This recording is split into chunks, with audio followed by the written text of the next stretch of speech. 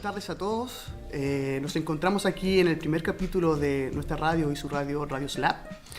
Mi nombre es Christopher Burgos y seré su presentador en este día, en esta iniciativa tan hermosa. A mi derecha se encuentra Gabriela Subiabre, presidenta de la Asociación de Intérpretes y Facilitadores de la Lengua de Señas de la región de los Lagos. ¿Cómo estás, Gabriela? Muy bien, gracias. A mi izquierda se encuentra el señor Alejandro Velázquez, quien es miembro del directorio de Sinergiame y coordinador de la comunidad Cobo y coordinador regional de Jam Chile. ¿Cómo estás, Alejandro? Muy bien, muchas gracias por la invitación. Qué bueno, un gusto tenerte aquí. A la izquierda de Alejandro se encuentra el profesor Alexis Ternas, quien es el profesor de la Universidad Austral de Chile, que nos acompaña también. ¿Cómo está, profesor? Muy bien, muy agradecido por la invitación a esta actividad. Muchas gracias por tenerlo a todos ustedes aquí. Yo creo que antes del emprendimiento hay un concepto que es la innovación.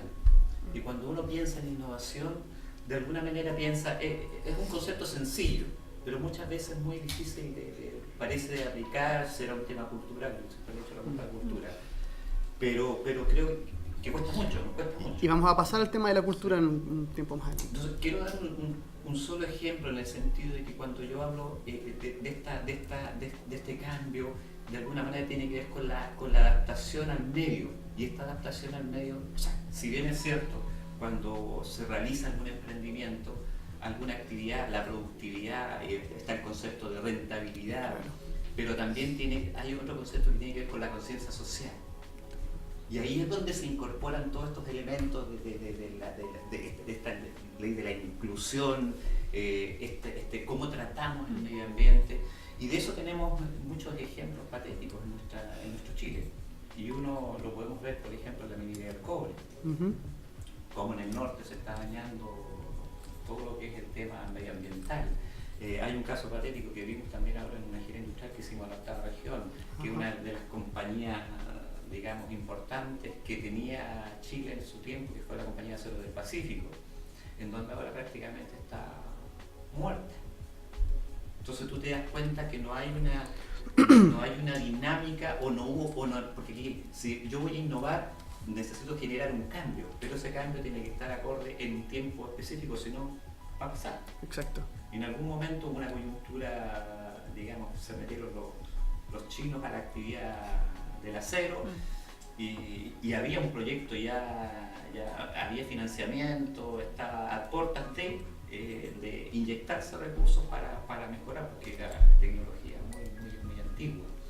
Entonces, ¿qué ocurrió? Ocurrieron estos eventos, se adelantaron y esa inversión no se realizó. Y en estos momentos esa empresa está de 5.000, 6.000 personas, como comenzó ahora, apenas a los 2.000. Dentro de esas 2.000, 850 personas son de Huachipato y las otras todos son contratistas. Entonces, hay impacto. Un impacto importante. Profesor, usted hablaba de la cultura y quisiera pasar a hablar igual un poco con Gabriela, porque queríamos abordar de cómo se educa al chileno, cómo se educa al chileno con respecto a la inclusión y qué propuestas de gobierno, igual como hablaba el profesor anteriormente, según tu visión como intérprete, como directora, como presidenta de la Asociación de Intérpretes y Facilitadores de Lengua. Bueno, en tema de cultura, yo siento que Chile, si bien estamos en pañales con el tema de la inclusión, hay que abordar el tema de inclusión, innovación, todo lo que han referido igual acá los presentes, en el sentido de que estamos en pañales frente a todo lo que es la cultura, entender qué es cultura, a qué nos referimos con inclusión. Inclusión no solamente habla de las personas con discapacidad, que es lo que ha pasado actualmente. Por ejemplo, visualizamos mucho el tema de Teletón como el único foco de atención en Chile para hacer inclusión. Es como el único momento en el cual Chile dice, ahora me pongo la camiseta por mi país y vamos a hacer inclusión. La inclusión va más allá de eso, o sea, tenemos que incluir a personas, por ejemplo, mujeres embarazadas que a veces están en deplorables condiciones en sus trabajos, personas que han sido discriminadas por opción sexual, ¿cierto? Y así muchas variedades de otros temas, inclusión por ejemplo, hasta en el fútbol. Yo digo, ¿por qué es más famoso un equipo de hombres y en realidad podría ser un equipo mixto? Hablando como de la amplia variedad y la gama de la inclusión. Ahora enfocándonos y enfatizándonos en el tema de la discapacidad, que es lo que está en apogeo ahora con la ley del 1%, ¿cierto?, de los trabajadores, como para ir agregando esto. Siento que Chile ha avanzado mucho a pesar del sesgo que se cree. El problema es cómo o qué tan preparadas están las industrias para recibir a estas personas con discapacidad, entendiendo de que, por ejemplo, si llega una persona sorda, no todos los de la empresa van a saber lengua de señas, o la empresa no va a estar preparada por una persona que utiliza muletas, etcétera. Creo que los lugares de trabajo no están preparados para. Y asimismo nos retrocedemos un poco al tema educativo, que es lo que pasa en educación superior. ¿Qué pasa si un estudiante viene acá en silla de ruedas? Nos vemos con un montón de complejidades de acceso. Entonces, ¿qué pasa cuando el director de escuela, por ejemplo, recibe a este estudiante que en algún futuro va a ser un profesional y que va a tener que ser contratado? ¿Cómo tú lo afrontas como profesores? Porque la idea es que este estudiante salga igual que todo el resto, que llegue a las condiciones a las cuales tú esperas que todos tus estudiantes lleguen. Y no siempre los directores están dispuestos a recibirlo por un tema de miedo, desconocimiento, ignorancia, que es como lo que uno explica en general. Cuando uno no sabe sobre un tema, tú estás frente a la ignorancia y uno debe aceptar eso. Pero hay que permitir que te expliquen para saber de que esa persona que tiene algún tipo de discapacidad, hablando del tema de discapacidad específicamente, saber apropiarse de esto y entender que esa persona también puede igual que todos, pero esa persona en su individualidad tiene que saber qué competencias tiene para ese trabajo. Si yo digo, yo voy a ser ingeniero, pero no tengo las habilidades para ser ingeniero, ¿por qué voy a estudiar esa carrera si no tengo la habilidad de base? Entonces hay que ir pensando desde atrás. En el liceo, ¿cierto? Tiene que haber una orientación vocacional para los estudiantes, para llegar a la vida universitaria, instituto, técnicos, lo que sea, donde te orienten realmente cuáles son tus habilidades para lograr y competencias para llegar a un punto específico. A ese punto también quiero llegar, porque vemos una comparación entre las competencias y las habilidades que tú puedes tener, aún siendo discapacitado, con lo que comenzamos con ustedes también, con la industria. Entonces, la inserción de las personas, incluir a las personas dentro de una industria, como será la nueva ley del 1%, también tiene que ir un poco enfocado a eso, a ver qué habilidades tiene cada uno de ellos para ver, ya, ¿sabes qué? Va a funcionar de esta forma y en esta parte va a trabajar. Es un trabajo de todos. El llamado, entonces, es a no separar, sino que unir. Muy bonito eso. Bueno, y con esto vamos a una tanda de comerciales y volvemos para seguir con la conversación. Amigos, nuevamente continuamos la conversación aquí en Radio Slab con Gabriela Subiabre, Alejandro Velázquez y don Alex Cisterna. La siguiente pregunta, para continuar un poco en relación al emprendimiento y la innovación. Alejandro, cuéntanos, ¿existe información de emprendimiento o financiero orientado a personas con discapacidad? Nosotros tuvimos en Cobo la conversación respecto al tema, en una reunión lo tocamos y lo que hicimos fue buscar en internet, ¿ya? Y la verdad no encontramos nada. Puede que exista, puede que alguien ya haya hecho, pero hay ciertas herramientas que se ocupan tradicionalmente en emprendimiento que se refieren más a metodología, herramientas, lienzos, ¿ya? Que no están adaptados, y paso la invitación, si es que nos quieren ayudar, nosotros tenemos las herramientas, claro, sí. Y las podemos hacer, traducir, pasarlas, adaptarlas para que lo puedan utilizar personas con discapacidad, pero no, la verdad que no existen, y yo creo que es una tarea también que nos queda a nosotros también como promovedores del emprendimiento. Ahí voy a tomar la palabra, obviamente. Adelante. Bueno, sí, siento que hay varios emprendimientos y financiamientos, sobre todo el tema Senadis, que es quien se encarga de entregar monetariamente recursos para las personas con discapacidad, como el tema más ministerial, ¿cierto? Sería Senadis quien se encarga de esto. Hay varios proyectos a los cuales se postulan, o se pueden postular en realidad, como por ejemplo tener un intérprete de lengua de señas cuando se requiere, cuando un estudiante, por ejemplo, va a educación superior o a la escuela y necesita un intérprete. Hay recursos monetarios que se le entregan a estas personas con sordera, por ejemplo, para tener un intérprete, o también recursos tecnológicos y otros. Hay varios como reglamentos que se entregan para quienes pudieran utilizar esto en personas con discapacidad. Y son bien buenos porque hay hasta personas que tienen problemas con el transporte y eso puede financiar el tema del transporte para la persona. Y es como un buen emprendimiento que se da ahora. Senadis también entrega otros proyectos a los cuales se han postulado, por ejemplo, acá en Educación Diferencial, como escuela en la cual trabaja obviamente directamente con el tema de discapacidad. Y ellos han postulado a varios proyectos del tema con discapacidad.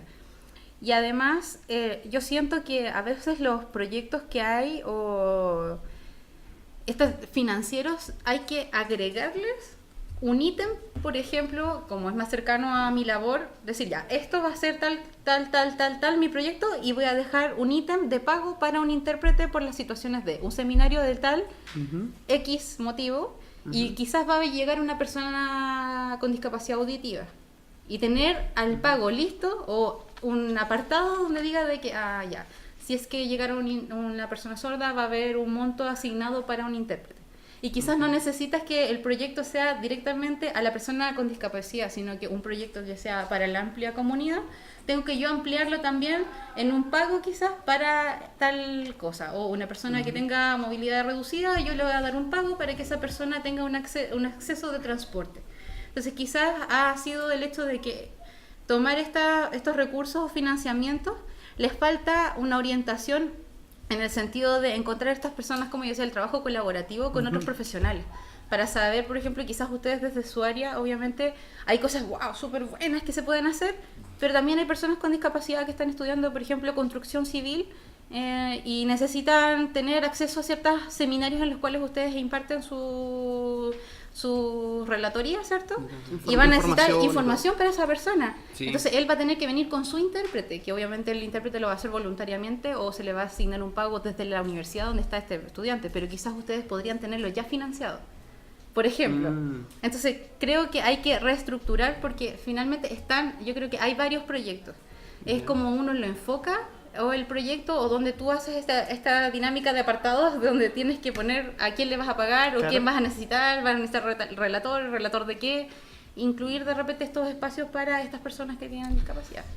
Profesor. Es interesante lo que tú estás manifestando y de alguna manera el SENADI, lo que se llama el Servicio Nacional de la Discapacidad, que es dependiente del Ministerio de Desarrollo Social. De alguna manera ya yo creo que se está a nivel de gobierno. Existe un ministerio que está preocupado de esto, se han hecho encuestas también, yo leía interesante que se hizo una encuesta a nivel de organizaciones del Estado desde el 2014, del 2012 al 2014, en donde expresaba y se mostraba también la cantidad de trabajadores discapacitados que estaban trabajando en los organismos del Estado, y es muy menor, un 2,2%.